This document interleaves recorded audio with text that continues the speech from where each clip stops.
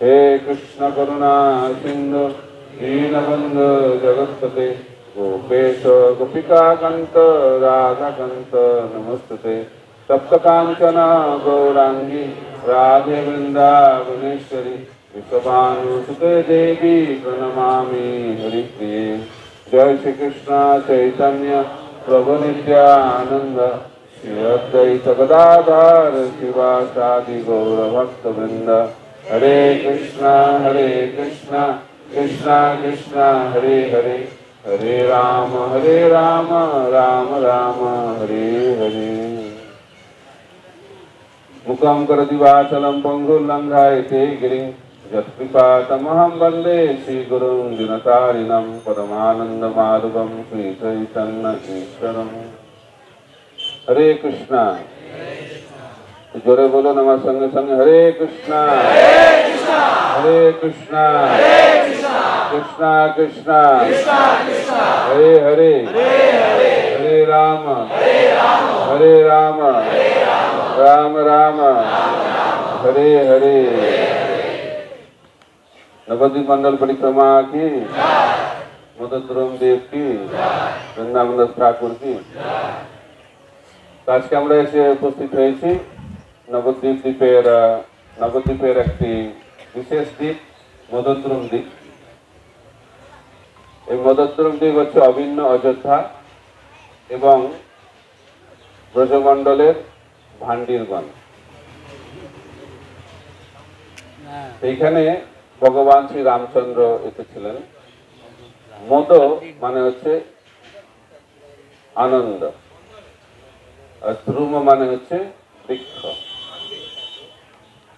তো রামচন্দ্র ভগবান যখন এখানে ছিলেন তখন একটি বটবৃক্ষের নিচে বসে তিনি এই নবদ্বীপ ধামের শোভা দর্শন করছিলেন এবং অত্যন্ত আনন্দ অনুভব করছিলেন। তো সে আনন্দ দেখে সীতা দেবী জিজ্ঞেস করলেন প্রভুকে যে কি ব্যাপার, আপনি এত আনন্দ পাচ্ছেন, একটু বলুন কি ব্যাপার। তো রামচন্দ্র ভগবান বলছেন যে আমি কলিযুগে এখানে আবির্ভূত হব গৌরাঙ্গ রূপে এবং আমি এখানে বিদ্যারস আস্বাদন করব, তারপরে আমি সন্ন্যাস নিয়ে সারা ভারতবর্ষে প্রচার করব। তো যখন সীতা দেবী শুনলেন যে রামচন্দ্র ভগবান গৌরাঙ্গ রূপে আসবেন খুব খুশি হলেন, কিন্তু যখন শুনলেন যে উনি সন্ন্যাস নেবেন তখন উনি দুঃখ পেলেন। তো জিজ্ঞেস করলেন প্রভুকে, আপনাকে যদি সন্ন্যাসী নিতে হয় তাহলে বিবাহ করার কি দরকার? আপনারা জানেন কিভাবে চৈতন্য মহাপ্রভু 24 বছর বয়সে সন্ন্যাস গ্রহণ করেছিলেন। তখন ওনার পত্নী স্বয়ং অন্তরঙ্গা শক্তি লক্ষ্মী দেবী বিষ্ণুপ্রিয়ার বয়স ছিল মাত্র 16 বছর। তো সাধারণভাবে মানুষেরা বুঝতে পারেন না যে কেন মহাপ্রভু এরকম করলেন, এত কঠোর। 16 বছরের পত্নী বয়স্ক মাকে ঘরে রেখে সন্ন্যাস নিলেন। তো সীতা দেবীও একই প্রশ্ন করলেন। তখন রামচন্দ্র ভগবান একটি গোপন রহস্যের কথা সীতা দেবীকে ব্যক্ত করলেন, বলছে এটি অত্যন্ত রহস্যময়। তিনি বললেন যে ভগবানের সঙ্গে যে ভক্তির ভাব, সেই প্রেমটা দুভাবে হয়, একটা মিলনের মাধ্যম দিয়ে আর একটা হচ্ছে বিরহের মাধ্যমে।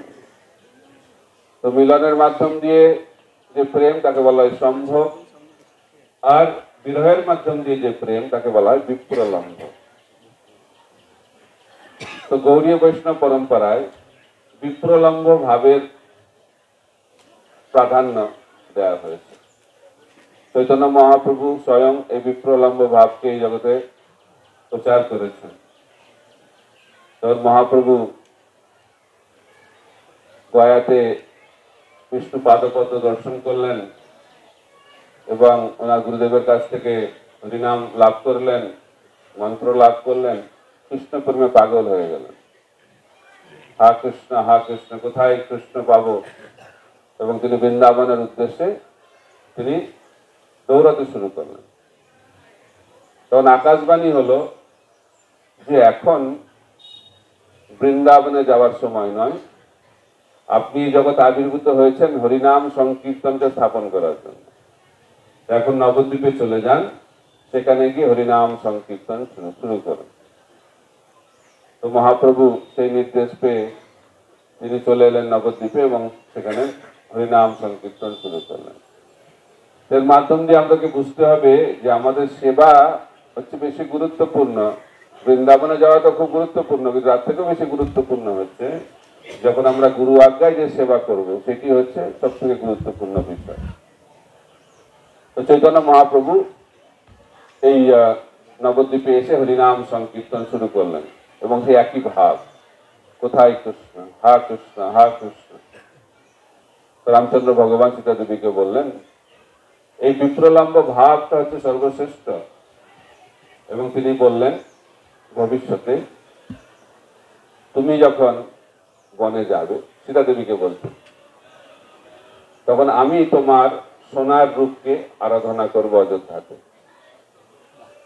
এবং যখন আমি গৌরলীলাতে আসবো তখন এটা উল্টো হবে, আমি সন্ন্যাস গ্রহণ করে বনে চলে যাব, আর তুমি আমার স্বর্ণ যে গৌরাঙ্গ তার আরাধনা করবে।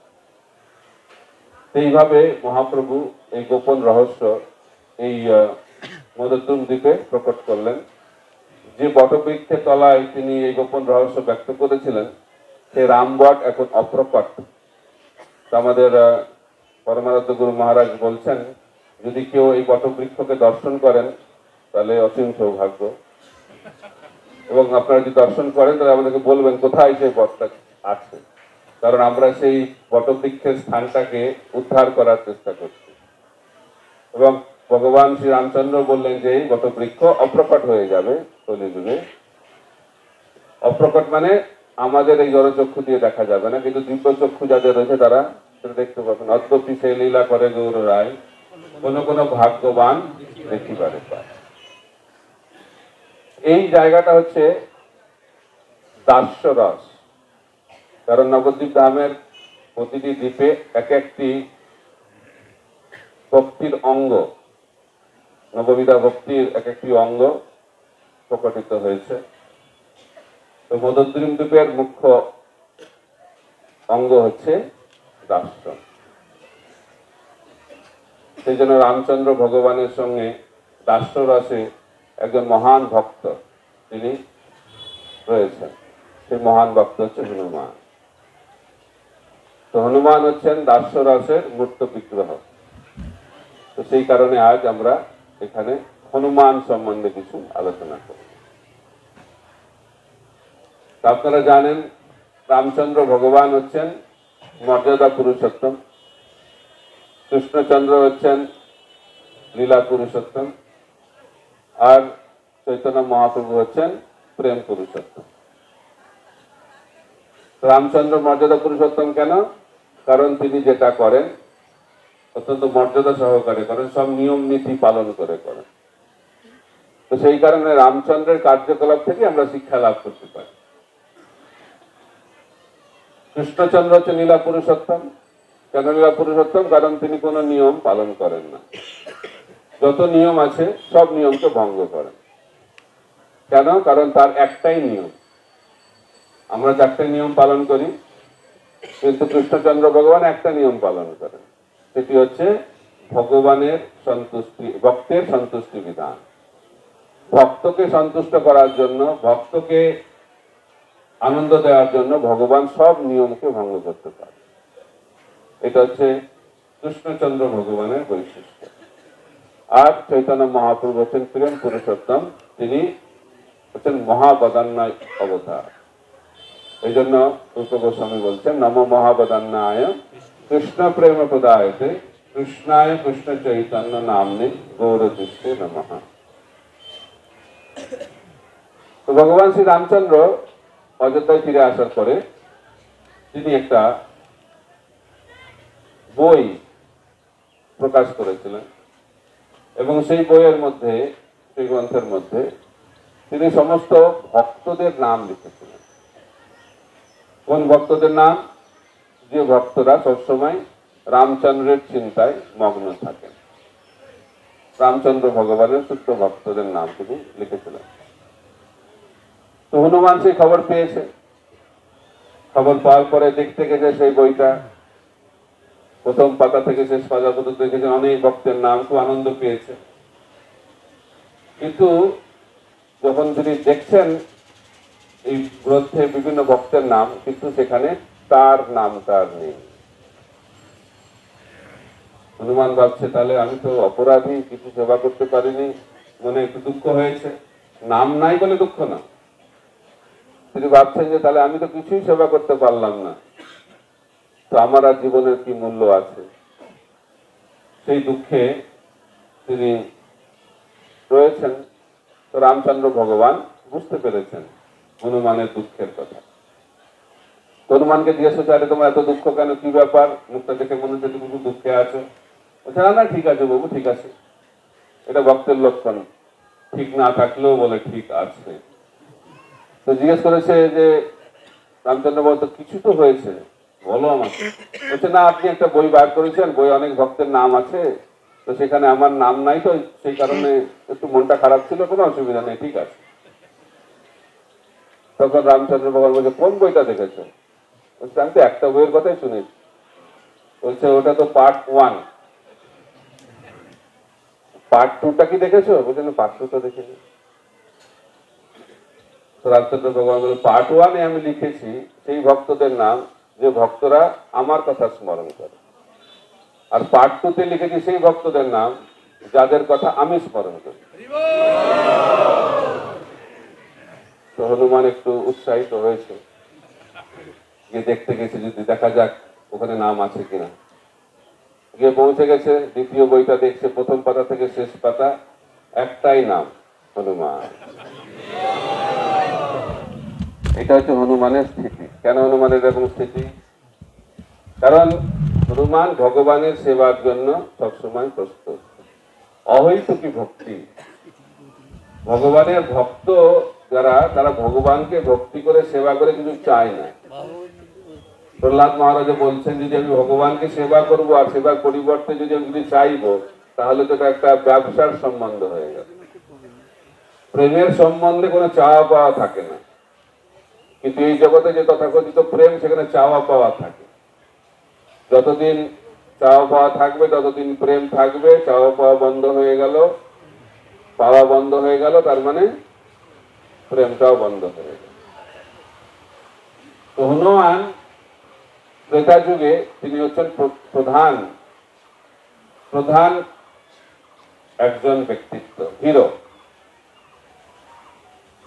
কিন্তু যখন সেই রামচন্দ্র ভগবান দাপর যুগে আবির্ভূত হলেন, কৃষ্ণচন্দ্র ভগবান হচ্ছে, তো হনুমানের কোথায় স্থিতি হয়েছিল? অর্জুনের রথের ফ্ল্যাগ হয়ে গেছিল, ফ্ল্যাগ। তো হিরো হয়ে গেল জিরো। আর যিনি প্রধান নায়ক ছিলেন, এখানে কি হয়ে গেলেন? দর্শক। কিন্তু হনুমানের মধ্যে কোনো দুঃখ নেই। ও ত্রেতা যুগে আমি এত কিছু করলাম, তার প্রতিদান এই আমাকে ফ্ল্যাগ বানিয়ে দিলেন। তো রামচন্দ্র ভগবানের কাছে অভিযোগ করছেন। কেন? কারণ হনুমানের হিরো হওয়ারও কোনো ইচ্ছা নেই, আর জিরো হওয়ারও কোনো দুঃখ নেই। কারণ হনুমানের মধ্যে একটাই ইচ্ছা, যেটা রামচন্দ্র ভগবান চাইবেন সেটাই তিনি করবেন। এটা হচ্ছে শুদ্ধ ভক্তের লক্ষণ।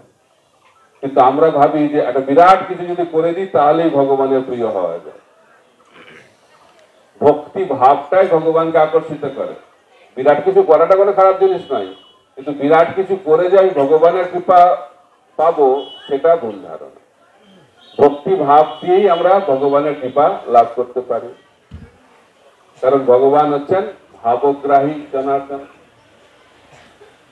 সেই সিদ্ধান্ত হনুমানের মাধ্যম দিয়ে রামচন্দ্র ভগবান এই জগতে প্রকট করছেন। এখন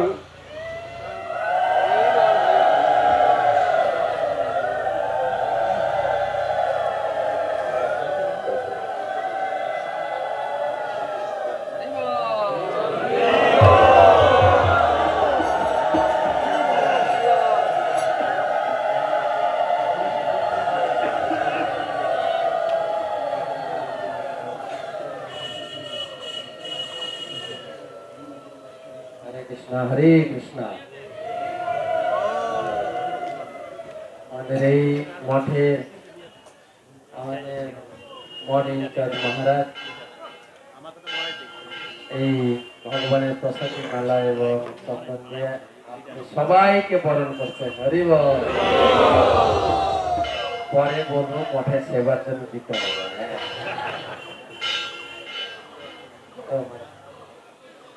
হরে কৃষ্ণ। তো রামচন্দ্র ভগবান তিনি ঘোষণা করেছেন, তো যিনি যে ভক্ত যে ব্যক্তি ওনার শ্রী চরণে আশ্রয় গ্রহণ করবেন তাকে তিনি কখনো প্রত্যাখ্যান করবেন। তো কি হয়েছে, বিভীষণ যখন রাবণকে বুঝাতে পারছেন না যে যুদ্ধ করা ঠিক নয়, তখন বিভীষণ রাবণের সঙ্গে পরিত্যাগ করে তিনি রামচন্দ্র ভগবানের কাছে আশ্রয় গ্রহণ করেছেন। যখন তিনি আশ্রয় নিতে এসেছেন তখন সবাই বারণ করেছেন তাকে, রামচন্দ্র ভগবানকে, যে বিভীষণ হচ্ছে বিপক্ষ দলের লোক, আর যুদ্ধের সময় বিপক্ষ দলের লোককে নেওয়া মানে অত্যন্ত বিপজ্জনক ব্যাপার। সবাই বোঝাচ্ছেন রামচন্দ্র ভগবান, কিন্তু হনুমান সবসময় বলছে না না, নেওয়া উচিত। তো রামচন্দ্র ভগবান বিভীষণকে আশ্রয় দিয়েছেন, খালি আশ্রয় দেননি, তিনি তাকে লঙ্কার রাজা হিসেবে ঘোষণাও করে দিয়েছেন। এরকম ভালো জিনিস না? যুদ্ধ এখনো শেষ হয়নি, তার আগেই বিভীষণ হয়ে গেছেন লঙ্কার রাজা।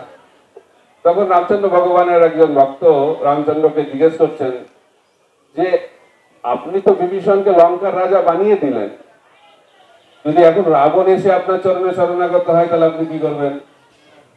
লঙ্কা তো অলরেডি আপনি দিয়ে দিয়েছেন কাকে? বিভীষণকে। তাহলে রাবণের কি হবে? ওটা নিয়ে অত চিন্তা করার কারণ নেই, আমি রাবণকে অযোধ্যাটা দিয়ে দেবো। বাহ, খুব ভালো কথা। তো অযোধ্যা যে রাবণকে দিয়ে দেবেন, তাহলে ভরতের কি হবে? কারণ অযোধ্যা তো এখন শাসন করছে ভরত, তাহলে ভরত কোথায় যাবে? কিন্তু ভরতকে নিয়ে অত চিন্তা করো না, ভরতকে আমি পুরো বৈকুণ্ঠ জগৎ দিয়ে দেবো। তখন অবাক হয়ে গেছে সবাই, তাদের মধ্যে একটা প্রশ্ন এসেছে, বলছে হে ভগবান, হে প্রভু, আপনি তো লঙ্কা দিয়ে দিলেন, অযোধ্যা দিয়ে দিলেন, বৈকুণ্ঠ দিয়ে দিলেন, তাহলে আপনি কোথায় রাজত্ব করবেন? ওটা নিয়ে তোমাদের অত চিন্তা করার কোনো কারণ নেই, কারণ আমার একটা নিত্য রাজ্য রয়েছে, সেখানে আমি নিত্য শাসন করি। সেই রাজ্যটি হচ্ছে হনুমানের হৃদয়। তাই হনুমান হচ্ছেন রামচন্দ্র ভগবানের অত্যন্ত প্রিয় ভক্ত। কেন প্রিয় সেটা আমি আলোচনা করলাম, কারণ তিনি রামচন্দ্র ভগবানকে সন্তুষ্ট করা ছাড়া আর কোনো ইচ্ছা হৃদয়ে রাখেন না। এটা হচ্ছে শুদ্ধ ভক্তির লক্ষণ। শুদ্ধ ভক্ত মানে যিনি খালি ভগবানকে সন্তুষ্ট করার জন্য কার্য করেন। ন ধনং ন জনং ন সুন্দরী কবিতাং বা জগদীশ কাময়ে মম জন্মনি জন্মনীশ্বরে ভগবতাৎ ভক্তির অপরিচিত। তো হনুমানের প্রচুর শক্তি। কত শক্তি! তিনি বায়ুপুত্র হনুমান, তাকে বলা হয় শিবের অবতার। তো তার মধ্যে প্রচুর শক্তি রয়েছে হনুমানের মধ্যে, কিন্তু অত্যন্ত বিনম্র। এইটাই হচ্ছে ভক্তের লক্ষণ। এবং ভক্ত হচ্ছে অত্যন্ত সরল। একবার কি হয়েছে, সীতা মাতা তিনি মাথার সিঁথিতে সিঁদুর পড়ছেন। সিঁদুর পড়ছেন, তখন অবাক হয়ে দেখছে হনুমান। হনুমান তো ব্রহ্মচারী, তো সীতা মাতা দেখছি কি দেখছে আমাকে।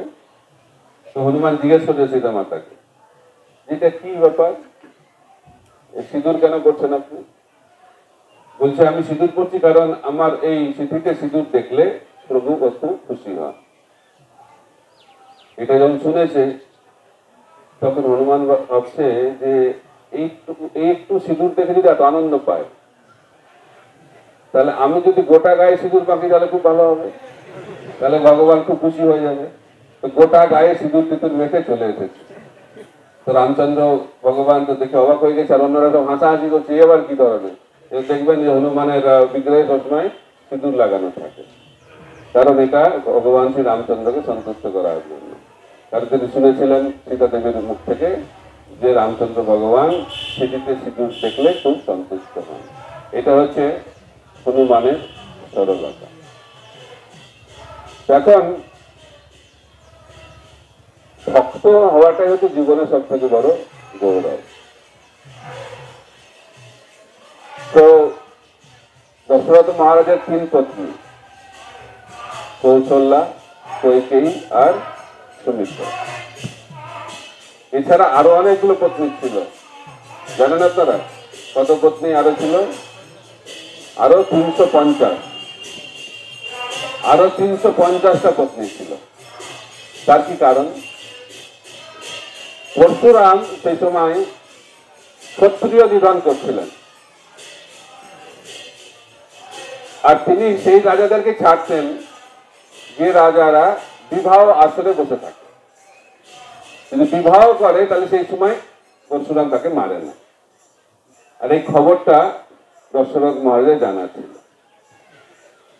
তাই যখনই শুনতেন যে পরশুরাম আসছে, সঙ্গে সঙ্গে বিবাহ আসরে বসে যেত। এইভাবে অনেকবার বিবাহ করতে হয়েছিল পরশুরামের হাত থেকে বাঁচার জন্য। তো যাই হোক, মুখ্য 3 পত্নী কৌশল্যা, কৈকেয়ী এবং সুমিত্রা, তাদের তো সন্তান হচ্ছে না। আপনারা জানেন কিভাবে দিব্য পায়েসের পাত্র পেয়েছেন দশরথ মহারাজ। প্রথমে অর্ধেকটা দিয়েছেন কাকে? কৌশল্যাকে। তবে বাকি অর্ধেকটা দুভাগে ভাগ করেছেন, অর্ধেকটা পেয়েছে কৈকেয়ী আর অর্ধেকটা সুমিত্রা। 4 ভাগের 1 ভাগ, 4 ভাগের 1 ভাগ। তারপরে কৈকেয়ী যখন খাচ্ছে তখন তার অর্ধেকটা আবার দিয়েছে কাকে? সুমিত্রা। তো কৌশল্যা হাফ, তারপরে কৈকেয়ী হচ্ছে 8 ভাগের 1 ভাগ, তাই তো? আর সুমিত্রা 2টো ভাগ পেয়েছে, একটা হচ্ছে 4 ভাগের 1 ভাগ আর একটা হচ্ছে 8 ভাগের 1 ভাগ। তো সুমিত্রা 2টো পেয়েছে। তো যারা শেষে প্রসাদ পায় তাদের সুবিধা আছে, কিন্তু আমাদের ভয় হয় শেষে থাকবে তো। কিন্তু এখানে দেখা যাচ্ছে যে সুমিত্রা যেহেতু সব থেকে ছোট, তো সেই কারণে তিনি 2টো ভাগ পেয়েছেন। তো যেটা 4 ভাগের 1 ভাগ পায় সেটা থেকে জন্ম হয়েছে কার? লক্ষণের। আর যেটা 8 ভাগের 1 ভাগ তার থেকে জন্ম হয়েছে কার? শত্রুঘ্ন। তো দেখা যাচ্ছে যখন জন্ম হয়েছে সবাই খুব কান্না করে, খুব কান্না করছে, কান্না থামছে না, কান্না থামছে না। কারণ কি হচ্ছে? রাম, ভরত, লক্ষণ, শত্রুঘ্ন এটা ঠিক মতো ভাবে নাই। যখন রামের সঙ্গে লক্ষণকে দিয়ে দেওয়া হলো আর ভরতের সঙ্গে শত্রুঘ্নকে দিয়ে দেওয়া হলো, কান্না বন্ধ। এটা হচ্ছে শিক্ষা। যদি আমরা ভগবানের সেবায় যুক্ত হই তাহলে কান্না বন্ধ হবে, আর যদি ভগবানের সেবায় যুক্ত না হয় তাহলে কান্না করতে হবে, তাই না? এই জগৎটা হচ্ছে কান্নার জগৎ। আমাদের জন্ম কিভাবে হয়? কান্না করতে করতে জন্ম হয়। যে জন্ম দেয় তাকেও কান্না করতে হয়, আর যে জন্ম নেয় তাকেও কান্না করতে হয়। যদি কান্না না করে ডাক্তাররা খুব চিন্তিত হয়ে পড়ে, কেন কান্না করছে না। যদি ছেলে বা সন্তান কান্না না করে তাহলে বুঝতে হবে কোনো অসুবিধা হচ্ছে। তাই কান্না করাটা হচ্ছে স্বাভাবিক স্থিতি। আর যখন মৃত্যু হয় তখনও কান্না। জন্মের সময় কান্না, মৃত্যুর সময় কান্না, আর সারা জীবন তো দেখতেই পাচ্ছেন কান্নাই কান্না। তাই আমাদের এই কান্না বন্ধ করতে গেলে আমাদেরকে ভগবানের জন্য কান্না করতে হবে। সেই শিক্ষায় চৈতন্য মহাপ্রভু দিয়েছেন। কারণ চৈতন্য মহাপ্রভু এই জগতে আমাদেরকে শিক্ষা দিতে এসেছেন কিভাবে কৃষ্ণের জন্য কান্না করতে হয়। কান্না তো বন্ধ হবে না, কান্নাটাকে ভগবানের সেবায় লাগাতে হবে। এটা বাহ্যিক কোনো সহজিয়া কান্না নয়, এটা হচ্ছে হৃদয়ের কান্না, ভগবানের বিরহে যে কান্না। কারণ গোপীরা কান্না করতেন বৃন্দাবনে, কারণ কৃষ্ণ যখন বৃন্দাবন ছেড়ে চলে যান তখন কৃষ্ণ বলেছিলেন যে আমি ফিরে আসবো, কিন্তু ফিরে আসছেন না কৃষ্ণ।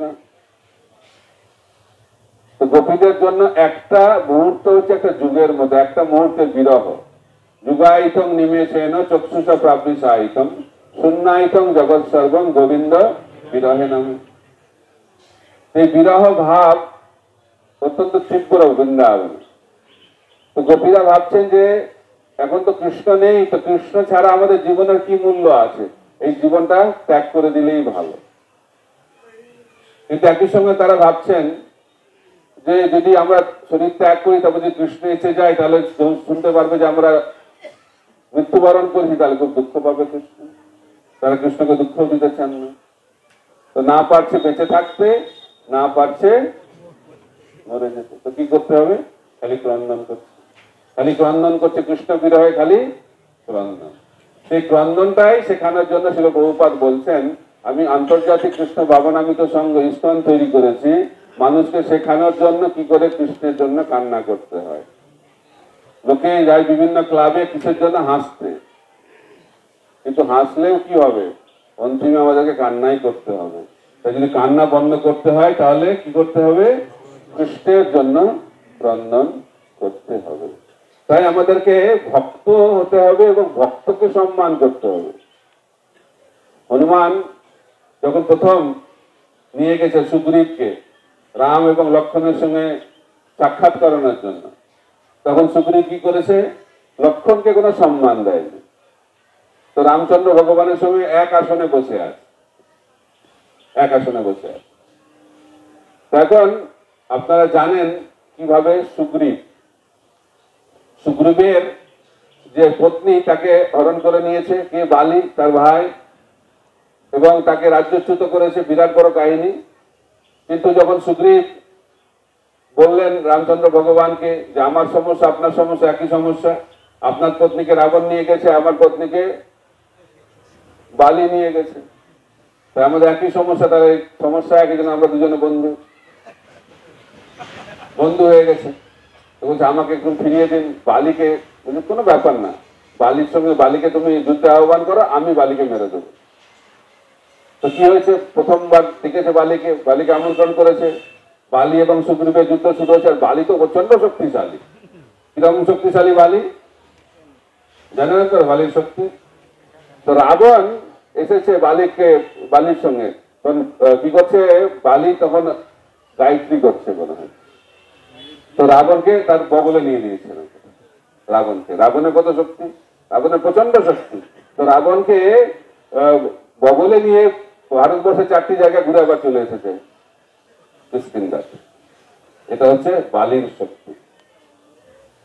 কারণ বালি, তার একটা বর ছিল, একটা লকেট পরে থাকতো, ইন্দ্রের কাছ থেকে পেয়েছিল। যে বালির সামনে যাবে তার অর্ধেক শক্তি বালির কাছে চলে আসবে। এটা হচ্ছে বালি। তো হনুমান গেছে বালির সামনে। তো হনুমানের কিরকম শক্তি? হনুমান অসীম শক্তি। এত শক্তি, বালি যখন অর্ধেকটা নিচে আর সহ্য করতে পারছে না, বলছে আমি মনে হয় এবার গেলাম, আমার মনে হয় ওভার চার্জ হয়ে গেছে, ব্যাটারি মনে হয় ওভার চার্জ হয়ে গেছে। তাহলে কি হবে? এখন ফেটে যাবে। তো ফেটে যাবে, সঙ্গে সঙ্গে লকেটটা খুলে ফেলেছে। বাবা, এখন বাঁচলাম। তো হনুমানের এত শক্তি। এখন সেই বালি এখন কি করছে? সুগ্রীবের সঙ্গে যুদ্ধ করছে। আর সুগ্রীবকে এমন মেরেছে, এত আঘাত করেছে, সেই আঘাত প্রাপ্ত হয়ে সুগ্রীব ফিরে এসেছে রামের কাছে। তো রামকে বলছে এটা তো ঠিক হলো না। আপনি বললেন যে আমি তাকে যুদ্ধে আহ্বান করবো, আমি তো বালির সঙ্গে যুদ্ধে পারি নাকি? আপনার ভরসায় গেলাম, আর আপনি তো আপনার কথা রাখলেন না, আমাকে এমন দিল। বলছে কি করবো, চিনতে পারছি না, দুজনে একই রকম দেখতে, তো আমি চিনতে পারিনি। তো কি হবে? তো বলছে এবার তুমি তোমাকে চেনার জন্য একটা মালা পরে যাও। তারপরে দ্বিতীয়বার যুদ্ধে বালিকে হত্যা করেছে রাম। তো বলা হচ্ছে যে সুগ্রীব যে এত উত্তম মধ্যম খেলো, তার কারণটা কি? তার কারণটা হচ্ছে লক্ষ্মণকে সম্মান করে। এখন যদি আমরা ভক্তকে, গুরুকে সম্মান না করি আর ভগবানকে পাওয়ার চেষ্টা করি, এরকম উত্তম মধ্যমই খেতে হবে। ভগবানকে তো পাওয়া দূরের কথা। এই জন্য বলা হচ্ছে যে ভগবানকে পেতে গেলে ভক্তের আশ্রয় গ্রহণ করতে হবে। ভক্তের আশ্রয় যদি আমরা গ্রহণ না করি তাহলে আমরা কখনো ভগবানকে পাবো না। তো যে এই জন্য একইভাবে যদি আমরা নিত্যানন্দ প্রভুকে সম্মান না করি আর গৌরাঙ্গ মহাপ্রভুকে পাওয়ার চেষ্টা করি, একই রকম অবস্থা হবে। সেই লীলা এখানে আমি বলবো না, সেই লীলা মুরারি গুপ্ত শ্রীপাঠে আমি বলবো আজকে, কারণ সেখানে একই কথা। মুরারি গুপ্ত তিনি রাম